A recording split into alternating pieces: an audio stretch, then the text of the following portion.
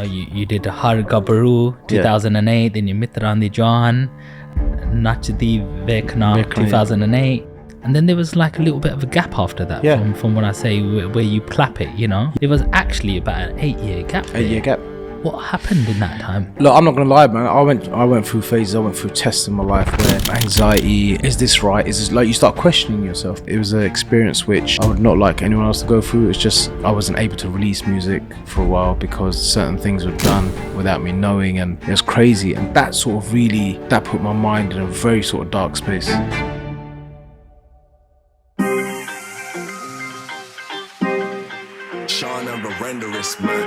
Talk to me a little bit about Holy. So Yeah, that's man. your new song. Was you under any pressure to get it all done? Yeah, no, do you know what? I had a great team just organising everything, and it was just, this song just come about. It was great, man. Shana Runda smashed the production. It came out, and now it's just doing its thing, man. So I'm just looking forward to how much attention it's going to get. And yeah, that's it, man. Just keep pushing it out onto the next one.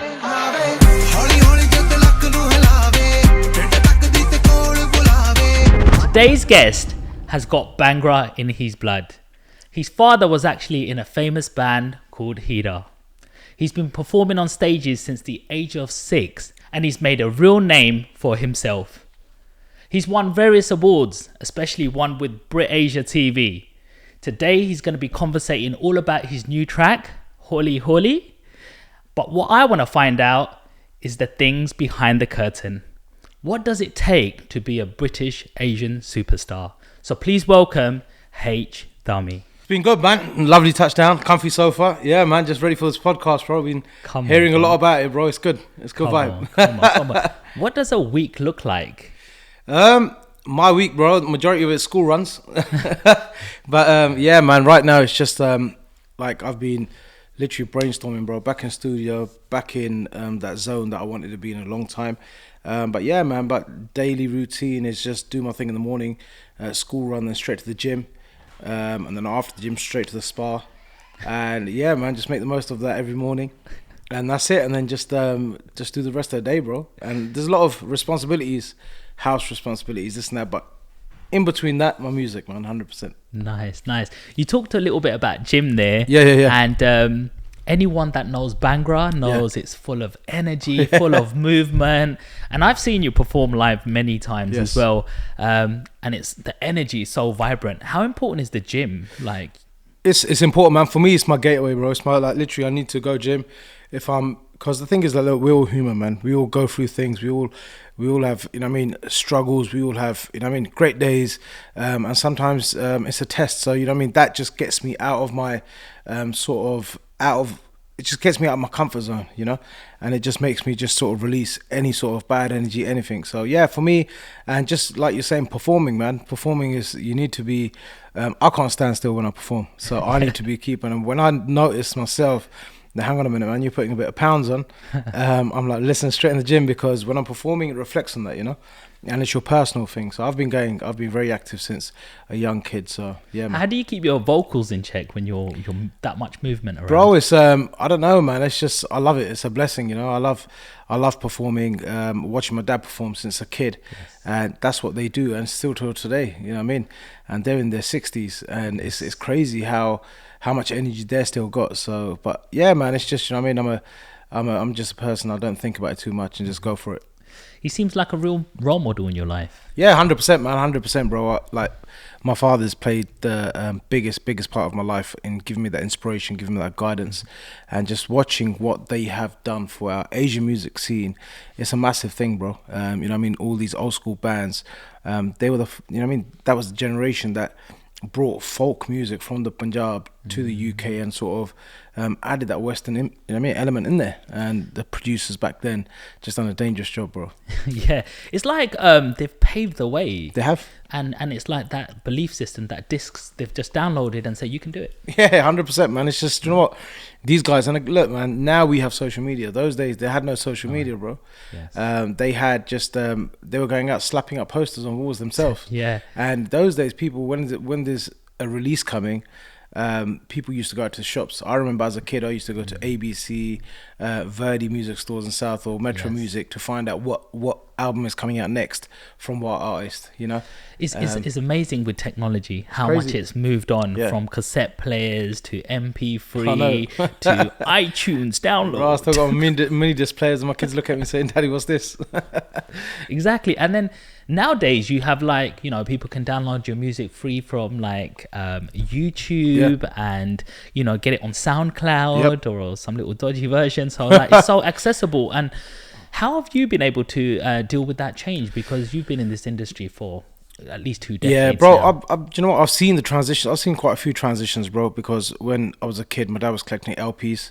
So from the LPs to cassettes to CDs to starting mini discs, and then it went down to say downloading, like Apple, when Apple started introducing iTunes, but before Napster, LimeWire, the downloading sites. It was crazy. So I saw all that. Yes. But look, man, we have to look at it in a positive way, man. Our industry is only growing because of technology at the same time. So there's some places that I may not have able to travel if it was only for physical copies, you know. So now the digital era, people are listening to our music worldwide via streaming, and that's allowing us to travel there as well. So you have to look at it as a sort of advantage as well, you know. I understand. Let me throw a spanner in the works. Go on then. You've got AI coming out now. Yes, I know. And AI can copy your voice, and then somebody crazy, can bro. write the lyrics. I mean, there was a Drake song, Yeah. and somebody goes, "What do you think of this? This is Drake." I'm like, "Yeah, this is hard." And he goes, that actually got more download than actually Drake. yeah. Nobody could find the user, and he earned a load of money out of it. That's crazy, bro. A computer did that. That's nuts. Do you know what? It's scary. I don't know, man. I really don't know with this AI. It's just scary, bro. Because look, all this, like even like these people, these Hollywood actors, they're putting so much hard work, dedication, and they had to go on strike because there's so much happening. And I feel sorry for them because they've grafted all their life, bro. You know, and now come down to AI. It's a scary world, bro. We live in. It's come I to. think there should be some sort of limit on that because creativity is getting taken away. You know. Yeah. I agree because I believe in one of the Fast and Furious, they used, you know, the gentleman who died, they used his face with the AI, and now more so they can even do that with certain actors. So they're like, why should I pay Tom Cruise 10 million for this film? I'll get somebody else to play it, and I'll pay him, you know, a couple of $100,000, and I'll just plaster his face. But that's the thing, man. Look, the dedicated fans, they'll be against it, but then the majority, they'll be like, okay, cool, you know what, it does the same thing for us. So it's a scary world we're living in, man, but it is what it is, man. It's just that we have to go with the flow, right? Yeah, absolutely. I want to speak to you a little bit about this topic. Like, oh man, the first time I remember you is I'm at Greenwich University. I'm a student. I think I'm about 17, 18 years old, and then I see this music video, and I see a Aston Martin pull up, and I see Sony is at the game. Oh, what a banger! All 2008, of me, bro. 2008. That's what we're talking about. Crazy. And I see that, and it's just like, whoa, who's this guy? And I was crazy about your music, man. Respect, Like man. that's why I get starstruck every time I see you. I just go, you're like, yo, what's happening? I'm like, I'm okay, because I'm like, you're that guy. Like, brilliant. I had you on my TVs blasting. You know when you're taking your first chick out in your car, you got that music on playing, and that's you. But my real question here is, in every single era, people change. Your audience also changes. Yes. You know, I think people are a little bit more traditional back in the day as well, and they're keeping it real. But I'm not saying they don't do that now, because I see, like, I don't know if you know DJ Nish and a few of them people, like, always DJing, and they get rooms full. How has your audience changed, and how have you had to adapt yourself? It's crazy, man. You know, it's a good question because it's crazy how the audience has changed, bro. And I've noticed that. The thing is, I haven't had a release for a while. I haven't released music consecutively for a while. And people that have known my music, they know my music, like you're saying yourself, and a lot of that generation. But the new people, there's a lot of people that don't know me, you know, because the music's changed so rapidly. But the thing is that, you know what, with me, I just want to be myself. When I'm doing music, bro, I want to be myself, man. I want to fall in love with my music. I don't want to, like, for me, I love what other artists are doing, but it doesn't necessarily mean that it's going to suit me, you know. Otherwise, you're just going to be playing the game chaser, you know. We came out with that sort of identity that time when Rishi and myself, that sound, that sort of creation of that H Dhami, that came out then. So I don't want to sort of move away from that. At the same time, yes, I want to do different things. I want to do new things. I want to work with young producers, and they are directing me now as well. There's a lot of people saying, "Hey, okay, cool, maybe you should do this," but it's all about timing, So I've had to adapt because you have to see what people are doing. I'd started when there was no social media, bro. Yes. There was just about high five and MSN Messenger for the people that remember. You know what I mean? And it was dial-up connection then, bro. There's no instant broadband or nothing like that. And you have to now be on TikTok. You have to be on this and that. And bro, it's taken me a while, bro. Yeah. I'm creating a team now. It's taken a while because it's not that I didn't want to do it. I had so many other things going on at the same time. I wanted to be creative with my music. I didn't want to lose that aspect. And gigging, I've been flat out, like literally gigging every week, bro, 4 or 5 times a week. Since I started, so which is great. But now, yeah, man, you just have to adapt, right? You just have to do your thing. Absolutely. Like just thinking about that whole sort of process. But there's something you said there. You still have to be coachable. I mean, you're this big star. Some of your stuff on YouTube has hit over 1 million views. Your music's and stuff. And then there's a youngster who's telling you how to do your job. But at the same time, you're keeping an open mind. How do you still stay coachable? Because you are getting more mature now, and the more mature people go, I know what I'm doing. Don't tell me what to do. How do you embrace change? Look, I'll be honest, bro. It's in human nature. It's in everyone, bro. You do get protective. You do think, okay, cool, I've done this. I've been there, I've done that. But then at the same time, bro, you have to be humble. There's my parents always taught me, you need to remember there's always someone ready to take your place. You have to have that fire in your belly. People ask me, my kids ask me, they said, "Daddy, are you nervous before you go on stage?" And I said, "Yeah, I still." But they give it. You've been doing it for a long time. But I said that it's good nerves. You need them. You need them to keep you on your toes and be ready for the next challenge.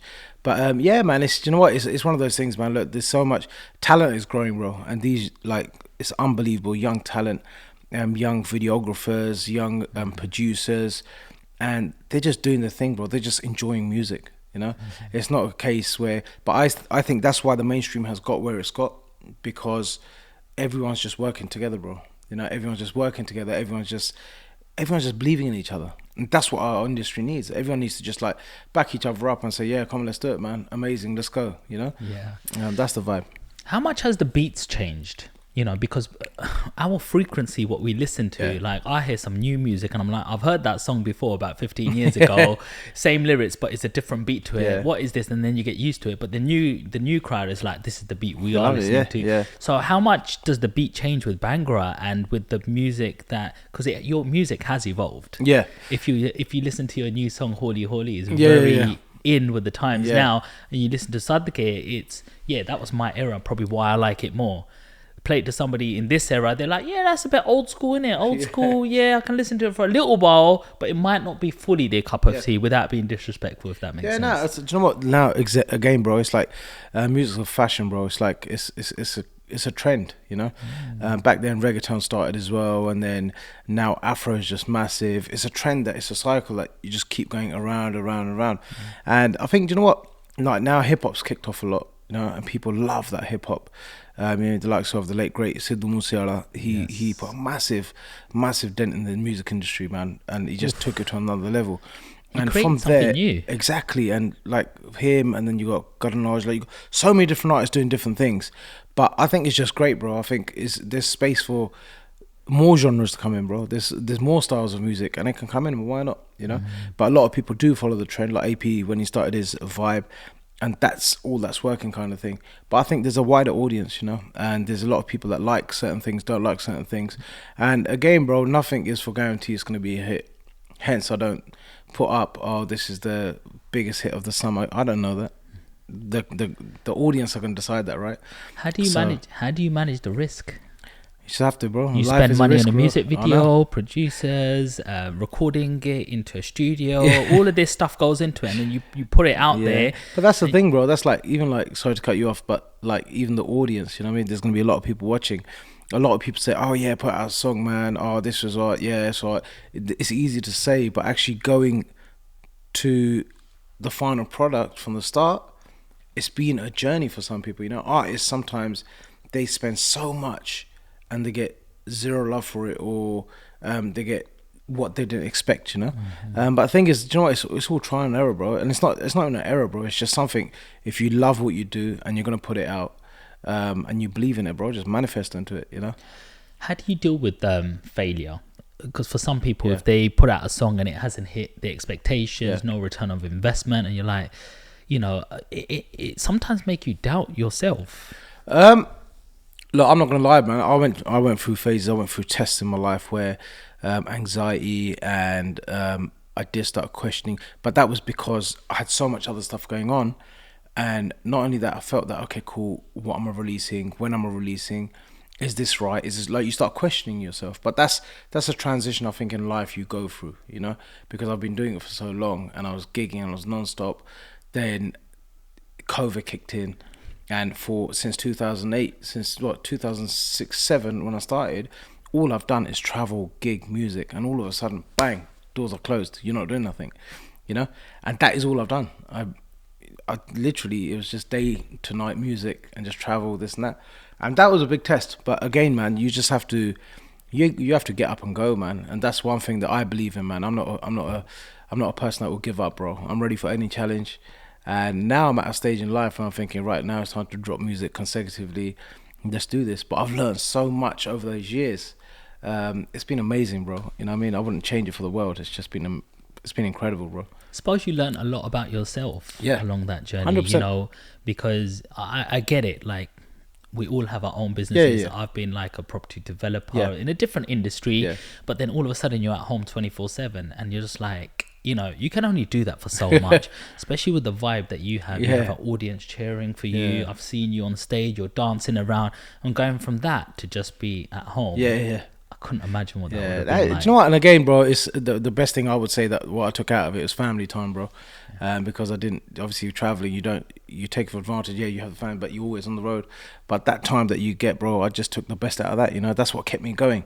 But yeah, man, I just turned everything into positive, bro. Now let's just get some more challenges on the way and let's just go for it, bro. Yes, there's some bigger mountains to find. And Yeah, keep man, climbing. 100%, bro. That's what we got to do. You spoke a little bit about Sidhu Yeah. Moosewala, and you know, he had a real image out there. People said like he was a little bit of a gangster. He was this and that, but I had the opportunity to go to Milan. Well, actually, it was Brescia. It was this little place next to Milan in Italy to go on stage with him. So I was behind him and got on because my friend was the promoter. Brilliant. Just always know somebody of somebody. So I was seeing him doing rehearsals, and he was nothing like you see with guns. And he was this guy who's like Sasri Kapaji, you know, like very a lot of manners. A lot of people said that, bro, you know, and he was so real, unbelievable. And even when a little not fight kicked off, but someone was trying to get over the barriers, security came, he cut the whole thing short, and he went Majalia, and he went on his knees and went, he matateked and just went, right, I've got to go. And then everybody poured in to try and follow him in the Range Rovers. And I was like, what the hell happened? But he was nothing like the image of who's messing around. But he's actually said himself, this is what people like. So I'm a performer, so I'm gonna perform to be because that's what they like. Give them what they want, sing about it, but it's just a performance. It's nothing. It's like a movie. You see a gangster movie and the villain, that guy is not really that guy. Exactly. But people twist it so much. What was your opinion on the whole situation and how he got dealt with? Do you know what? I just think it's sad, bro. I mean, long story short, bro, it's just sad. I don't think no one deserves to go that way.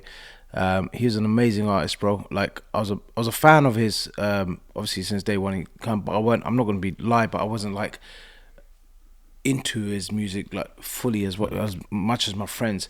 But it's crazy because a lot of the songs I heard after, I was like, no way, like, you know what I mean? And people won't say that. People are gonna say, yeah, I was like this and that. But I think, do you know what an incredible person he was, bro. He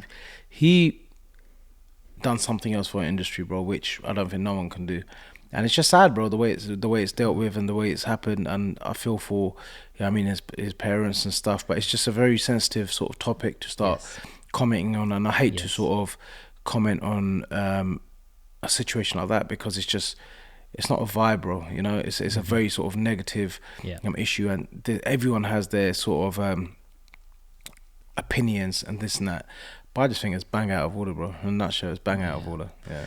Thing I can take away from it is it was one guy from India. Yeah. and he stopped the whole world, even from until Drake was putting his top It's on. You mad. know what It's I mean? mad, bro. And do you know what? And it doesn't just happen like, yeah, it's been planned, bro. This is like natural. What he's worked for, you know, and he's done, and he's. I think even now, there's I guarantee there'll be records coming out which people are gonna be, what the heck? But that's how far ahead he was. Absolutely. I think of his own self. You know what I mean? He's just done so much before he's gone. It's crazy. 100. Another artist who lived quite close to you at the time when you were producing sort of music, Yeah. Jay Sean. Jay, yeah. Yeah. Ever met him? Yeah, man. Good friend, bro. Jay's a funny guy, man. We always, when we link up, it's jokes. Yeah. It's a good vibe, man. Yeah, Jay's a good guy. So you've seen your journey and you've seen his journey. Yeah. What do you think are the defining factors?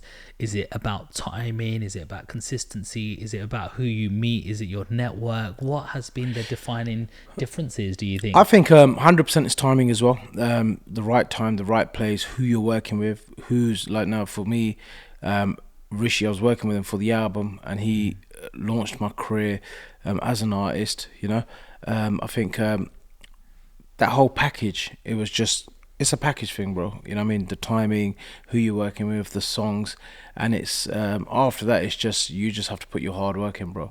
And I still remember the first time I met Jay before, but quite a few times. And then when I met him when they went on tour, and Rishi actually said that, by the way, I've signed H up. And he's like, no way. And he gave me some words of advice, bro, which I still keep with me. And he's like, and it's just pure, man. You know what I mean? Pure love. Such a great guy.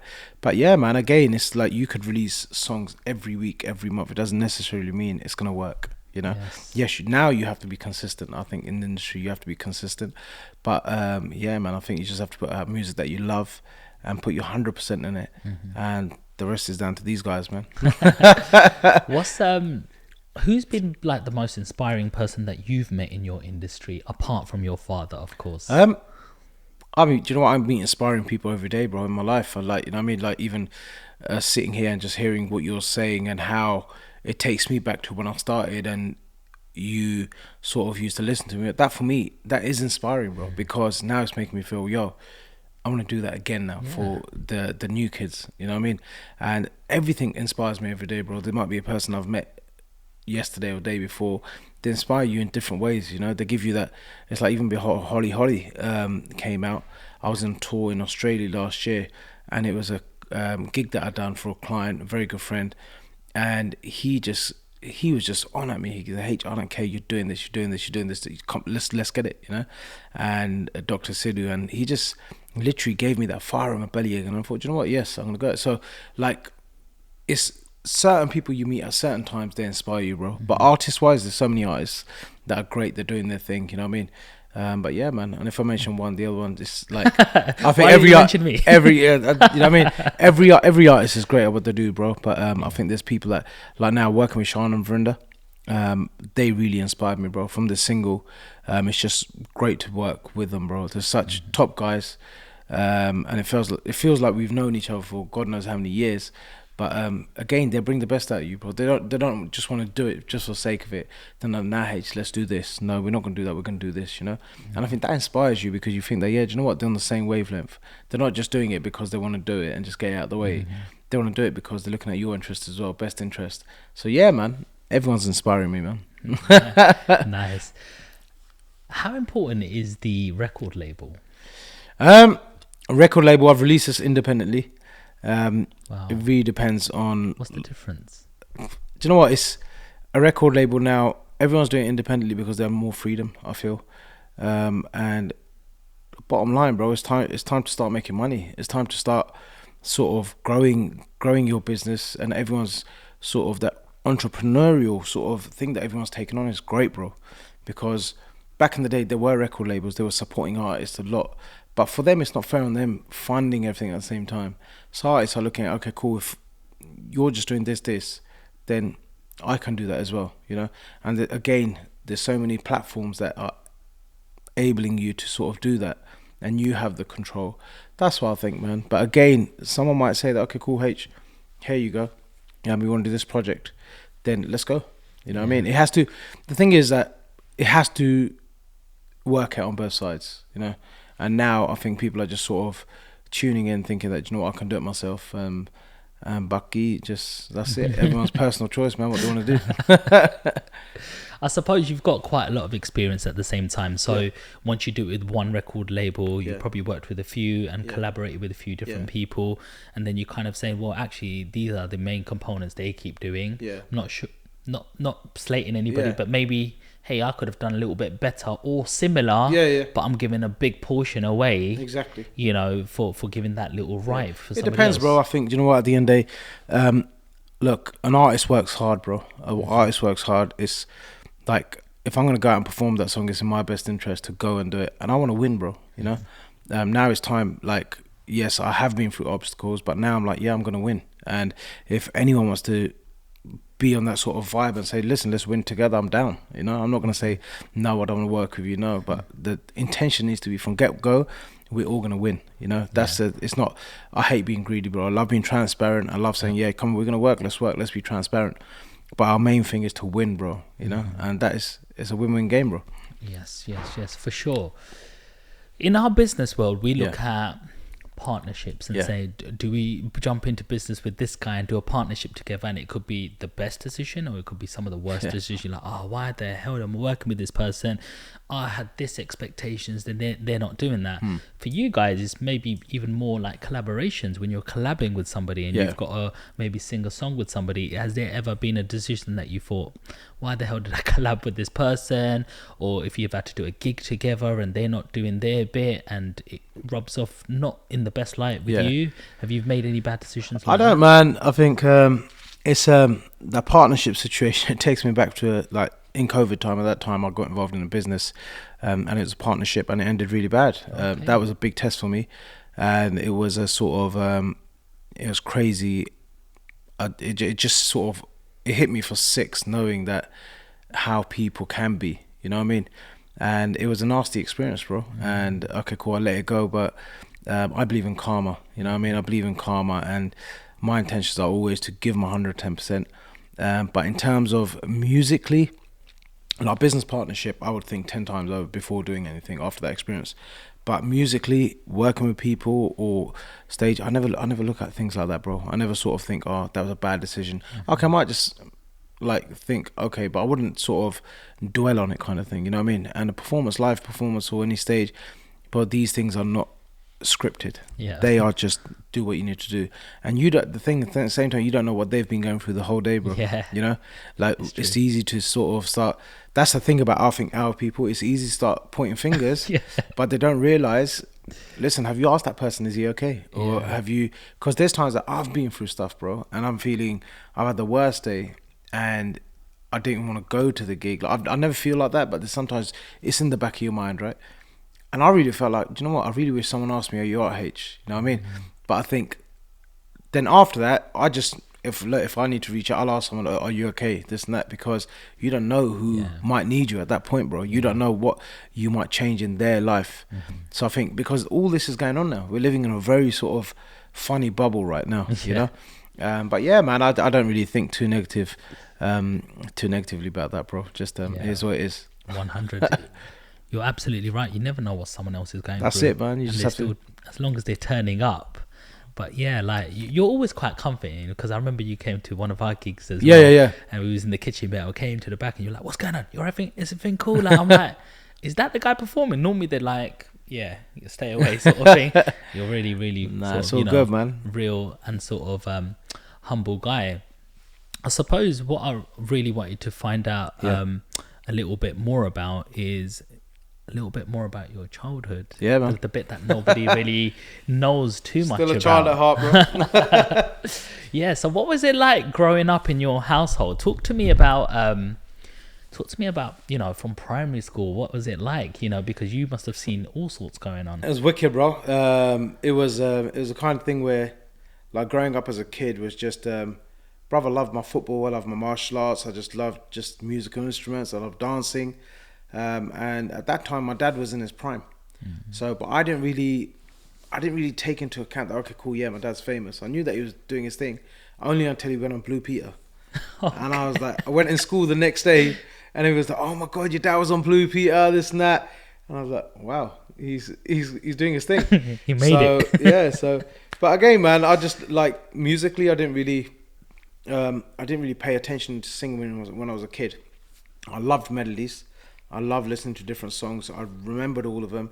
I used to go out and just shop for music, and then I picked up the doll, and first Bhangra dancer, and then picked up the doll, and then it was just music. Like I just wanted to dance or either play doll, and that's it. And then I started gigging with my dad since a young age with their band. Went to California on the first tour, and I think I took a few days off school, but it was allowed in those days, right? But yeah, man, my childhood, you know what I mean, it was great, man. Such a loving family. It was just, it's growing up and just having fun, bro. That's what I think. Even now, I tell the kids, man, I say, listen, just go outside and enjoy it. Get off your devices. You're gonna be on it all life anyway, all your life. So just go out and enjoy it, you know. Absolutely. But yeah, just spending a lot of time in studios, watching them record songs that are being played today. I want to ask a question here. Yeah. If your dad wasn't that person in your life and that was going on, do you think you still would have become a singer? I don't know. I actually, because my background's computer science, believe it or not. I graduated from Kingston University, and I was working. I done my industrial placement with the police as a project support officer in London. And then after I graduated in computer science, then done project management on the side. I worked for GlaxoSmithKline, BP, NHS. I've done all my thing, and then it was a case of I was going towards IT. That's all I knew, that I was going to do IT. But then I had an option, music or thingy, and I said, hang on a minute, no, I want to do what I love, you know. But I think if I weren't doing music, then I would have been down the IT route, or if not, I would have my own business, properties and stuff like that. So, but I think, yeah, now I'm doing that. I'm getting into that side. But yeah, if not, I would have done that a while back. How was you able to take that risk? You know, because being a creative artist sometimes doesn't give you stable income. It's not like you're turning up for work and you're going to get £10 an hour. You've done your 10 hours, you got 100 quid, 2 weeks time, you're getting your 2 grand or whatever. This is like, I'm producing something. It's almost like delayed gratification. It's not something instant. Nah. You have to produce something, and there's make no guarantee it. for it, bro. Exactly. So how was you able to transition and support yourself while that was happening? Bro, I was working at the airport at the time. Okay. So I was working at the airport. I was doing, you know what I mean, I was doing weekends, but then overtime when you get double shifts, I was doing double shifts. Then I was in studio. And then it come to a point where I was like, do you know what? I need to just do this now. Like, and my dad was like, listen, keep it on the side, trust me. And I said, Dad, look, if I'm doing it, because look, at the end of the day, you've graduated, you've done your thing. Now you're old enough, you make a decision, but if you're gonna do it properly. So then, and at that time as well, Rishi was independent. He left 2.9, and he was like, I was the first artist that he brought on after all that, and he gave up his whole year to produce my album as well, you know. Wow. So it was a kind of thing where if he was giving me that, I had to give him something back too. I mean, that producer artist relationship is so important. And that time it was just, and I think that's why the whole project sort of worked, because everyone gave that sort of dedication and time and that effort. What is your part to play in the whole production? Because you have a songwriter, you have a producer, you have, you know, quite a few different roles. Do you know what? I love getting involved, bro. I love getting involved. I love melodies. I love creating. I love brainstorming. So now, if, say, for example, there's a beat that's come there, I'll start composing on top of that. And majority of the time I come up with the hook line, I come up with the concept, and then if I come up with the song, write the song, great. If not, then I'll take it to my dad, because my dad wrote 7 songs on my first album. Wow. And he's a great writer. And then if not, sometimes you need external writers as well, you know. Trying to be the jack of all trades sometimes backfires, you know. So I think that everyone's good at what they do, so there's, you know what I mean, then if you need to get another writer, you send it to them. If not, there's writers that send you stuff as well, saying that there's so many writers that send me music saying that, buddy, we got a song, get to they kill this and that. And sometimes it's a great song from start to finish.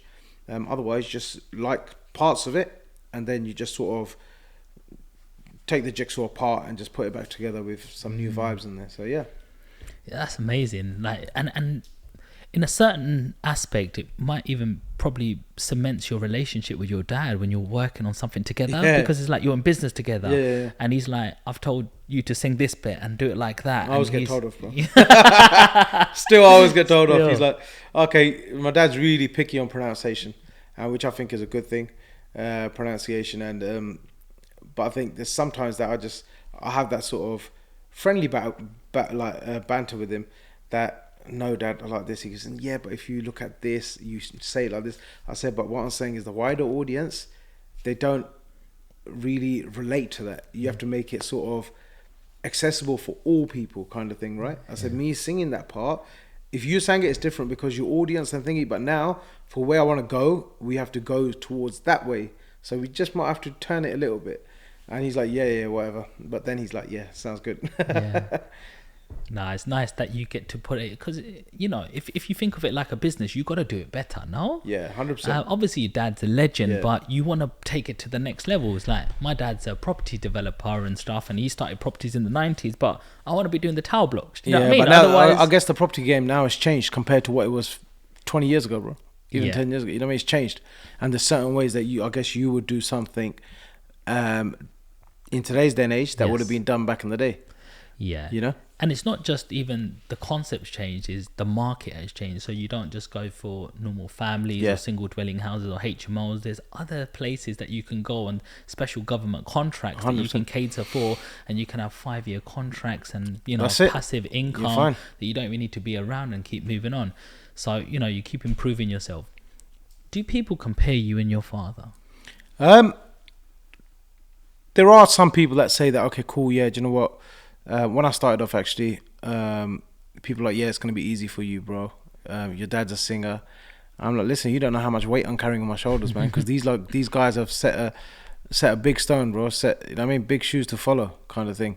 I said, there's even more weight, but I had the confidence that I'm going to do it. You know, I had that confidence, and I had that sort of, I had that willingness and that fire that, yes, man, I'm going to make my dad proud, you know. But why? Because I think every child out there, bro, they want to make their parents proud, you know. That's my thing. I want to make my parents proud. I want them to say, yeah, do you know what? I want people to go up to them saying that, do you know what? We're proud of your son. He's done this and that. And that for them, I think that gives them more life, you know. And it's one of those things where people were saying, look, that era to now is totally different, bro. It's but their music is still live. Their music is still evergreen. You know, I'm sometimes doing cover versions of their songs on stage because people like sing that song, you know, and it's a great, exactly.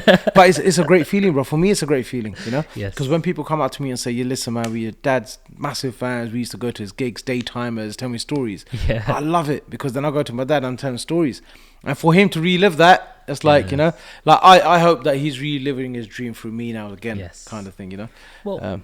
I think a father is always proud of his son, especially when he's doing that well, that he's going, keep it up, you know, and you're keeping him alive, if that makes sense, 100%. Through music. How do you deal with the haters? You must get hate. Everyone does, man. And you know what? I just block it out, bro. I'm not going to lie, there are times where you do think into things and you start reading stuff and it sort of throws you off track. But I've just learned, bro, just in here, out the other ear, man. The reason being, because it's one of those things, bro. The way I see it, if people are doing that, they're taking time out because it means something to them. If they hate it that much, they wouldn't, like, for example, why take your time out?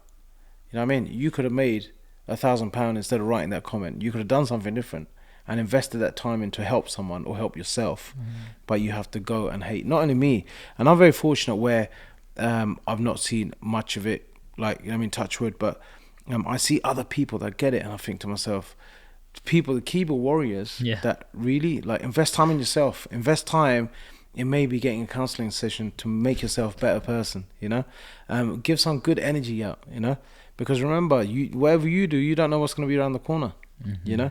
But again, man, I think, you know, anyone that gets hate this, man, just block it out, just do your thing, and you know what I mean. You're your own soul. You know, you've been brought into this world to win. Go and win. You know what I'm saying? 100. How do you deal, like, with because in our culture, families have a lot of competition. Sometimes you're really blessed, sometimes you're not, and I know especially in business it's always competition.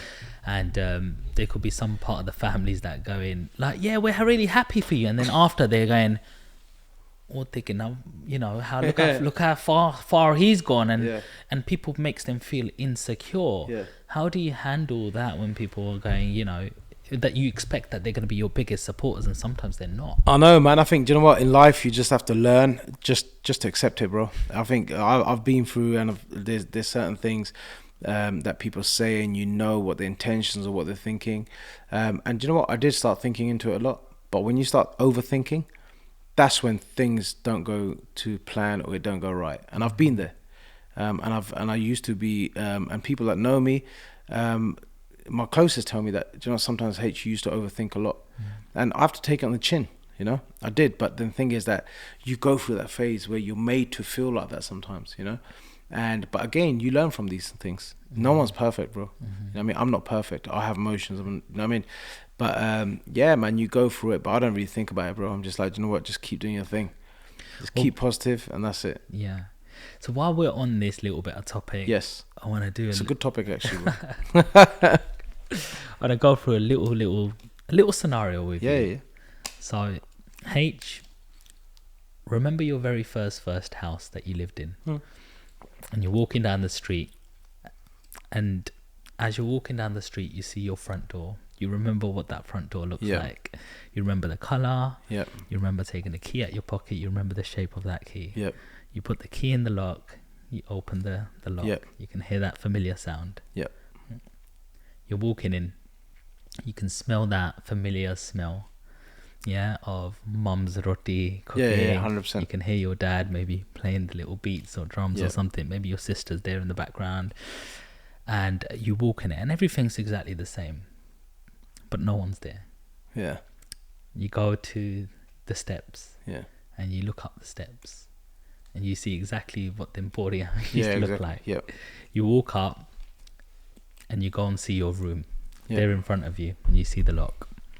Again, you open that lock and you walk in. And you look in this room and it's empty. And you walk in and the bed's exactly the same place. Your favourite toys are in the same place, etc. And then in the corner of your eye, just like you see your children, there's a little kid there. Yeah. And you walk up to this kid and you get a bit closer and you realise this little kid is you. And you can remember what little H was thinking. Yeah. All of his ambitions, all of what he wants to achieve, all of his beliefs. And he looks back at you, you know, and life is all about self-love as well. Yeah, When 100%. people talk about love. And he looks back at you and you look at him and you give him a little hug, you know, and then you pull away and he looks at you and you see the man you've become. Yeah. What advice are you giving to that little kid? Wow, that's a deep question, man.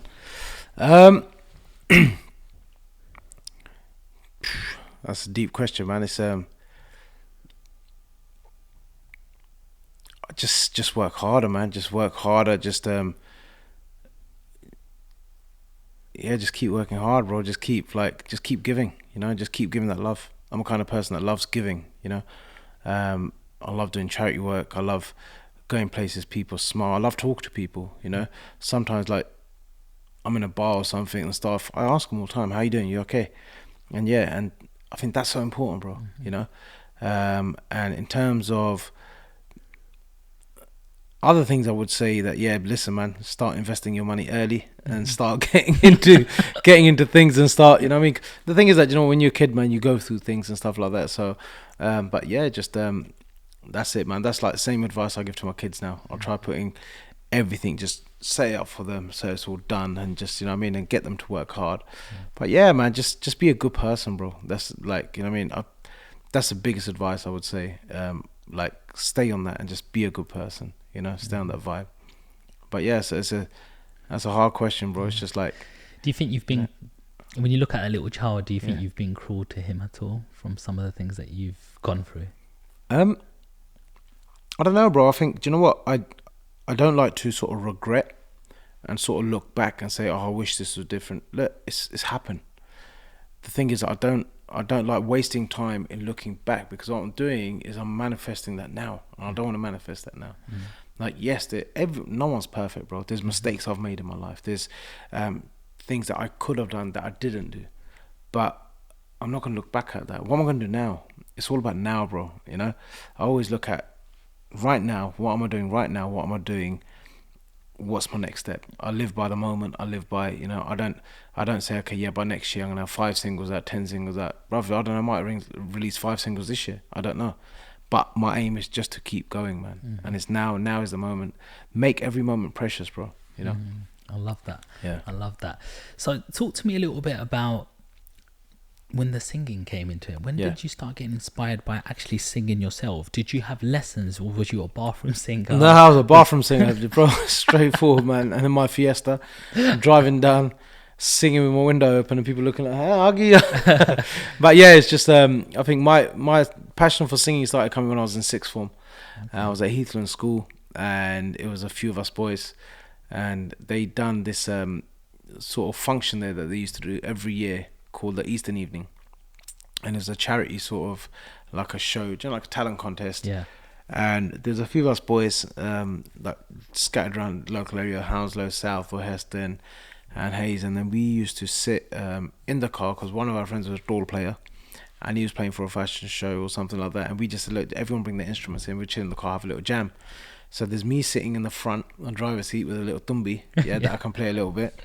My friend had a doll at the back, and there's 4 of them sitting in a Fiesta, and the window steamed, and we're sitting right in front of school. We're just singing Bullion. Just literally having a jam in the car. And then from there we thought, you know what, let's just enter the Eastern Evening for jokes. And we entered for jokes. They said, listen, 100% you lot are doing it. Then we were like, right, rehearsals, bro. People started turning up at our rehearsals. Wow. And then the teachers had to say, look, we don't want you rehearsing now because you lot are fine, do your rehearsals in your own space. We don't want you doing here because you're getting crowd turning up. And it was brilliant, bro. And then from there, we just smashed the Eastern Evening. And we have one double player, one double R player, and just 4 of us just doing bowling one after the other. And that's it. Wow. And that, like, corte pajame, whatever. We had corte pajame made. And it was fun, bro. Do you know what? I'm going to send you the video, actually, so you can put up on this podcast. Yeah. And after that, bro, we got booked for this theatre production in Hounslow. Wow. And they said that we want you to perform at the half-time thingy. I was like, brilliant. Performed there. Then another local school, Lambton School, they booked us to perform at their school. So the word started getting around. And yeah, it was fun, man. It was brilliant. It was just, then we done that. And then, after that, the rest is history, bro. I just carried on. And the boys, none of them sing now. No. None of them sing. They're all like into their great jobs and what they do, all family people. But it's just like we all hook up. Nice. We all meet up time to time, and we always reminisce where it all started, kind of thing. And yeah, man, it's great. And even like now, I released Holly, and they all message just saying that, bro. And they used to call me Tindy back in school. Okay. Tindy, man, smashed it. Good to see you back on the scene. And do you know what? That is pure for me. You know, that is pure. And there's so many people that I bump into from school and stuff as well. They're like, bro, remember when you started and this and that. So yeah, that's when I actually found that, I want to start singing. Mm-hmm. And then going on to university, I was doing gigs in the SU. Okay. And just like here and there, just do bullying with Doll to Rumours mix, and that's it. Was you always confident to get up there and just sing in front of people? I loved it, man. Like me, you stick me on a stage with thousands of people, whatever, I'm ready. But sometimes you stick me in a room with 2, 3 people, 5 people, 10 people, nerves are different, bro. Why is that? It's crazy. It's just me, like, even in the classroom when I sang in school. They said that your dad's a singer, can you please sing a song? I said no. So they forced me, and I was literally like, I had my head down and I was singing like this because I didn't want to see no one. Oh wow! But it's crazy, man. But it's just one of those things, right? Wow, that's the first time I've heard the opposite. Yeah. Because sometimes I'm like, oh, this one's 100 people. Oh, this one's like 200 people. Even myself, like when I have to do a public talk, I'm like, at the start, you're a little bit like, will they like me? So you have doubts in your mind. How do you set yourself up when people go, is everybody in that room going to like me? Yes, that person's booked me, but this next man might say, oh, what's this? Like, I don't know, it might be Sean, Jay Sean wannabe or this or that. Like, how do you stop yourself from overthinking? You just have to thingy, man. You just have to go on stage, bro. I know that when I'm on stage, it's my stage and I own that stage and I'm going to do what I need to do, man. That's what you need to think. That stage is yours. It's got your name on it. It's like you're there for a reason, you know? And if you, for example, go on that stage and you say, don't take that energy from that stage is not going to let you stand there either, man. The stage is going to then because there's always someone next, you know what I mean? But no, when I started off, bro, I had people literally in the front row swearing at me and just like fingers up, this and that, just generally, but that was out of hate then. But I never let that get in front of me, bro, you know, because I'm sure they would love to be there, or, you know what I mean, if you're better, then you should go and do it, you know what I mean? And that's a lesson for people, that it's easy to criticize, but get up and do it yourself then, you know, and you can do it, you know what I mean? But yeah, it's, do you know what, you just have to put yourself in that mindset, bro. You're on that stage, you own that stage, you get it. I could imagine that, because that's the main reason people portray hate, because they can't handle it. They get uneven. They're going, why is he doing that and getting ahead? Yeah. And why am I not doing it? So I have to try chop his tree down to make mine look bigger. But remember, man, it's one of those things, bro. Be happy for people, and you know what I mean, you're gonna get everything coming your way. Just be happy for people, bro. Your voice is very unique. When you hear it, you know it's you. Thank you. It's not just like a general, oh, he's got a nice voice. Who's that again? Is it that artist? Yours is very unique. No, thank you. Where do you think that comes from? Is it just... I just, you know what I mean? Like, it's one of those things where I just do what I do, man. I just sing, bro. I never trained. I've never had lessons or anything like that. I've had guidance. You know what I mean, sat down with some amazing vocalists that are here today, that are not here today, and they've given me certain lessons, life lessons, sort of vocal tips and stuff like that, which I'll cherish for life. I'm very fortunate. But otherwise, bro, everything I've been told always, do you know what, enjoy it, and that will come out, that will project, you know. If you're singing with anger, it's gonna come out angry, you know. Sing as if you love it, bro. It's gonna come out with love, you know. I love that. I really love that. Yeah. So what's the best piece of advice somebody's given you that's actually tweaked or changed a little bit of what you do? There's so much advice, bro. Again, like what I said, like the stage is yours. You own it. You go and get it, you know. And you have that chance, you know. You have that chance to do it. And there's sometimes where I'm not gonna lie, like even recently, good say a few months ago or maybe before that, I thought to myself after, thinking that, you know what, I should have just carried on. I should have done it. But again, thinking too much sometimes, you know. Okay, is this, but that, you can't think. Just do what you need to do, you know. But I think that all comes with obviously experience, where you are in life, and your energies around you. I'm a massive fan believer of energies, you know. You're gonna get a lot of energies that try throwing you off, and I've been in that stage, but you have to learn to sort of eliminate yourself from those energies, bro. You have to focus on yourself. You are your own best friend, you know. And self-love is the biggest thing, man. You know what I mean? And if you need to talk. It's okay to talk. There's nothing wrong with it, man. Pick up the phone. There's people that message me sometimes on Instagram with a whole like sort of essay, this. And bro, just a small message back to them just changes their, because they're like, oh my God, someone's just listened and acknowledged me, you know? You never know when you might need that, you know? So that's it, man. So it's just, just go for it, bro. I love that. I've got a little couple of, not stats here, a little bit of history in terms of, you know, you did Har Gabaru 2008, then you Mitrandi Jahan, Nachdi Vekna 2008, then you got Teranal. And then there was like a little bit of a gap after that, from when I say where you put clap it, you know. Dari Mar, like, you know, there was actually about an 8-year gap. 8-year gap. What happened in that time, bro? It was where do I go with this, man? It was, you know, it was quite testing, bro, because there was a lot of people that got involved in the whole sort of that business side of it, and it was and I was busy on the road, bro, and it was an experience which I would not like anyone else to go through. It's just a game, man. It's business, you know. Like how I wasn't able to release music for a while because certain things were done without me knowing, and it was crazy. And that sort of really that put my mind in a very sort of dark space. But one thing for me was, I'm not gonna let this happen. So I kept relevant by doing gigs, you know. And bro, I openly say it, I handled my own management for years because I had to, because I wanted to, because I didn't want to give up like that, you know. And that's the only reason I think I'm sitting here today at the end after, because I took everything control and I thought, hang on a minute, no, I'm not going to go down this quick. I am going to fight for this, you know. I love what I do, this is what I do. And you know what I mean? But again, I don't really look at it now, but there was that gap. And then Clap It came, worked with VIP Records, you know what I mean? The amazing Vips, who's no longer here, but he took me under. He really gave me that belief as well. That H, you know what, you can, like, let's do something. So went with that.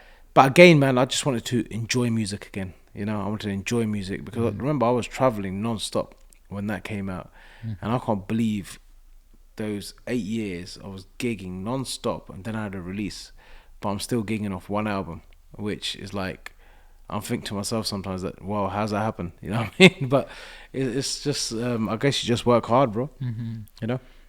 A lot of people might be in dark place, and from the outside, when we look at H, we just see, yeah, the guy's just on stage, he's got lovely spiky hair, he's got positive vibes, jumping around, and, you know, doing, you know, putting that energy out there. We're booking you in gigs, but can you talk to me a little bit more about that dark place? Look, it's one of those things, man. I don't really want to go into it, but it's you know what? Everyone goes through it. Like I said, everyone goes through it, man. And music is one of these games where you're gonna get tests, bro. Everyone's your best friend, but at the same time, everyone's looking out for themselves, which is fair play, bro. You know, there's certain things that, like, I was looking forward to that didn't happen, and I was like, okay, cool. I've just been done over. But it's one of those things where you can't stop there, bro. The minute you stop, forget it, man. You might as well pack your bags and just get a 9 to 5 or do something. That's what I say, man. Just don't stop. Just you know what I mean? And again, it's not, because what happens is with that, it's not only your music.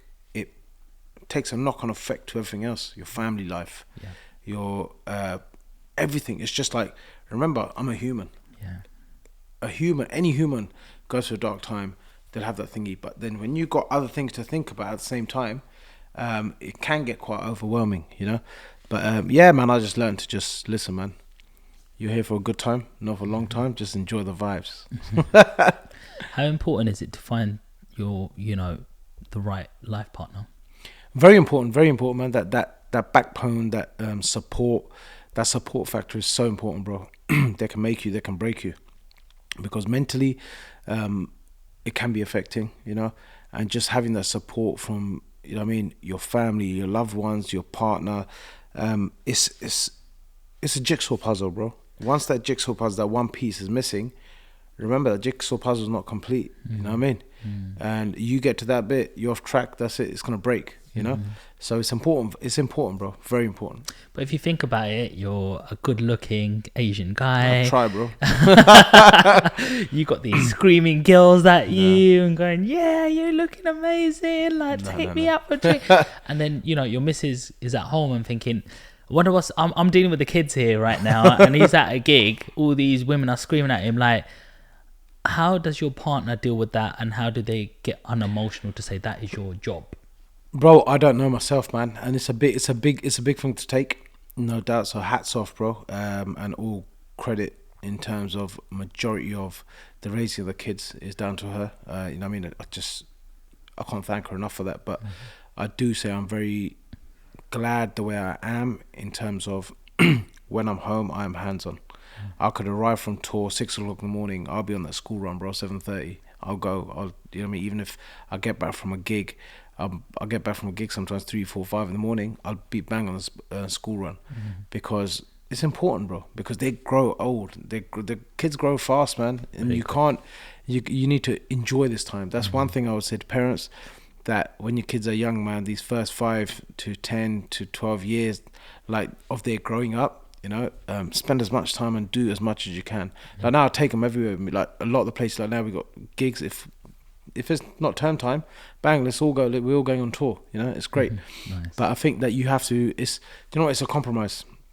And for me to now doing what I'm doing, like, I didn't release for a while at the same time because I want to spend that time with the kids, especially their first 5, 6 years. I want them to know that, you know what I mean, I'm here and everything. So, but I think genuinely now, they understand that, listen, like, now he's going to get even more busy because I know what my goals and ambitions are.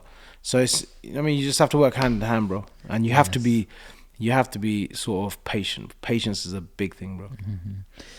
Can you imagine people watching, and especially the Asian community, going, I'm going to tell my dad I want to be a singer. He's going to go, hey, you know, what the hell are you doing? Like, you know, to be in a creative space, we're always being taught doctor, you know, surgeon. That's it. You know, all of these solicitor, you know that sort of thing. Yeah. So what would you say that if somebody half thought they said, I've got a talent here and I want to invest some more time and energy into this, but they have not negative people, but there's very few who make it, and parents want the child to be secure and hope that they lead them in the right path.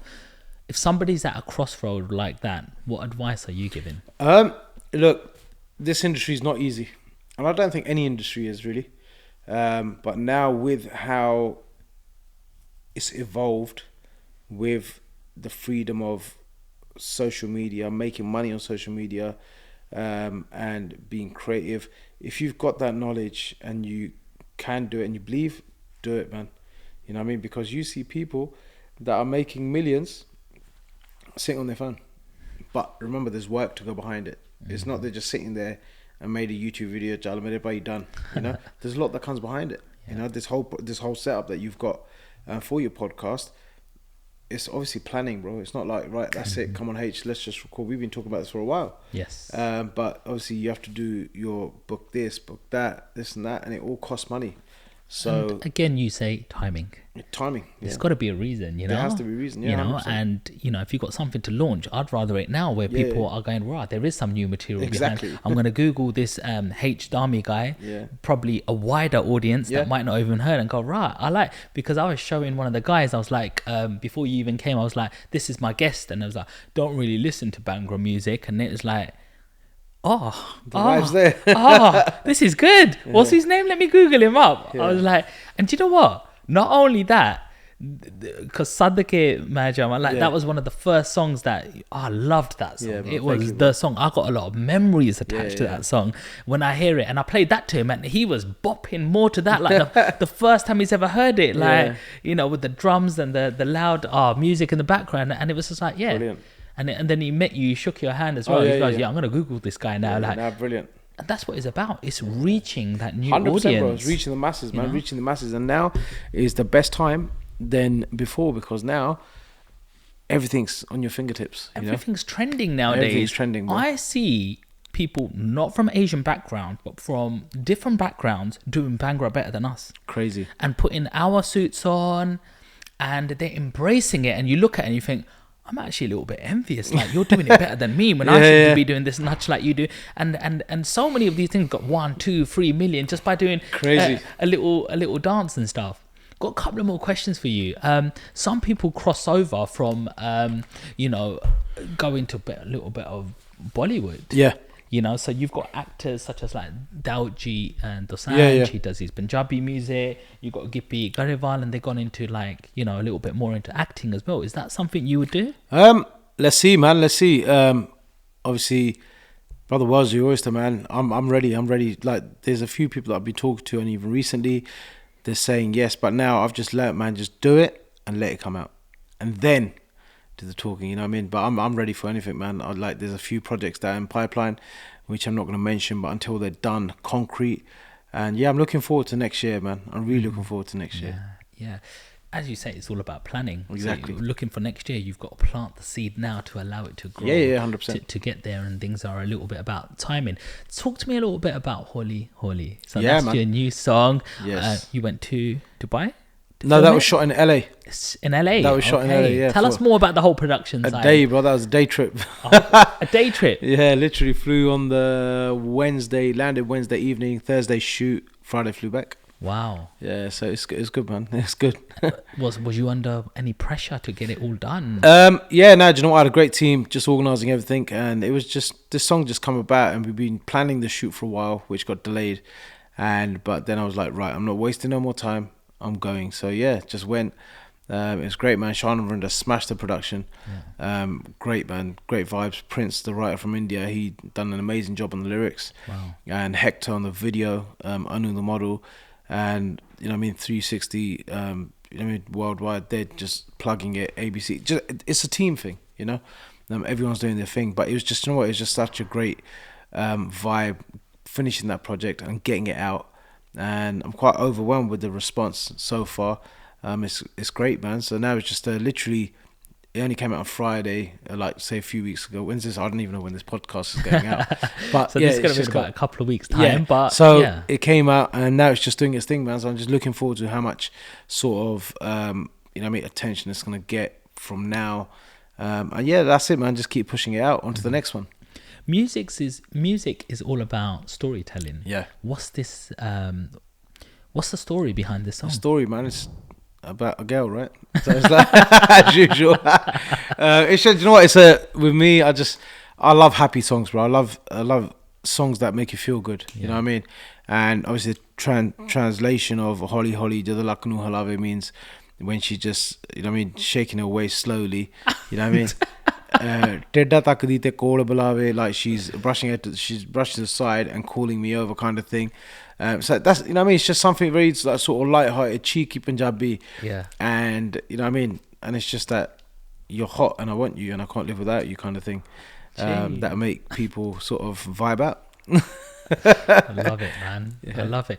Do you think you would ever change some of the topics that you sing about? There's a lot. There's a lot of topics that have come. There's a lot of stuff that come around. Say, obviously, the controversial stuff. I've not done that before, and people know me as making songs to make people dance and just sort of lovey-dovey sort of vibe, So at the moment, I'm just doing that. That's my vibe, and sort of maybe slow songs, romantic. I've not done a sad song before. I don't know if I'll do this. I don't know, man. I'm just like, once I'm in studio, it's just sometimes you're in that sort of zone and you think, right, I need to do a slow song now, And there are a few slow songs that are sitting in the library, and I'm thinking, okay, cool, this needs to be finished now. There's one song that's actually finished as slow.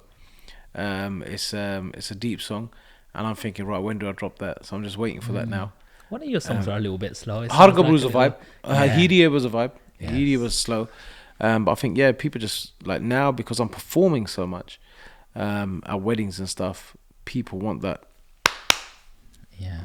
You know what I mean? Can we have a little dub of one of your songs? Like, Which one, bro? Which one? Like, well, I've spoke about it a few times. Yeah, no worries. Come on, listen. जुल्फा खुलियां Hathod कमां जद मूंह ते सुੱਟਦੀ ਏ ਮਾਰ ਮਾਰ ਕੇ ਡਿੱਗ ਦੇ ਵਿੱਚ ਧਰਤੀ ਪੁੱਟਦੀ ਏ ਹੋ ਤੇਰੀ ਝਾਂਜਰ ਦਾ ਹੈ ਸ਼ੋਰ ਕੁੜੇ ਸੁਣ ਸੁਣ ਕੇ ਚੜਦੀ ਲੋੜ ਕੁੜੇ ਤੁਰੀ ਲੱਕ ਨੂੰ ਜਦੋਂ ਮਰੋੜ ਕੁੜੇ ਲੱਕ ਨੂੰ ਜਦੋਂ ਮਰੋੜ ਕੁੜੇ ਗਈ ਦਿਲ ਮਿੱਤਰਾਂ ਦਾ ਡੰਗ ਸੋਹਣੀਏ ਸਦਕੇ ਮੈਂ ਜਾਵਾਂ. Wicked, bro, man. That was absolutely mad, bro. That was man. Unreal. Thank you. So if there's one message you are giving from this podcast, what's that message you're giving? So you've got people out there watching right now. What are you saying to them? I'm dropping new music, like literally, just keep a lookout, man. I'm dropping new music back to back.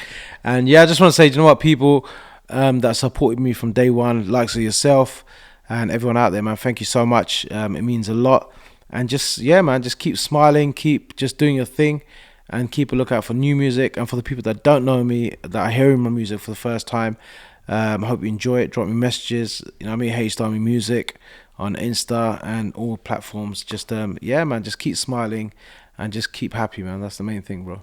That's wicked, man. This has been an absolute brilliant podcast. It was a right gem. You guys have been sharing all of our content and subscribing, and it's been unreal with the amount of attention you've been giving us. So don't forget to like, comment, share this video with somebody who needs to see this, because it's all about positivity, all about good vibes and how to get ahead no matter where you are. And make sure you follow H and check out his new song. So I'll see you on the next one, guys. Peace.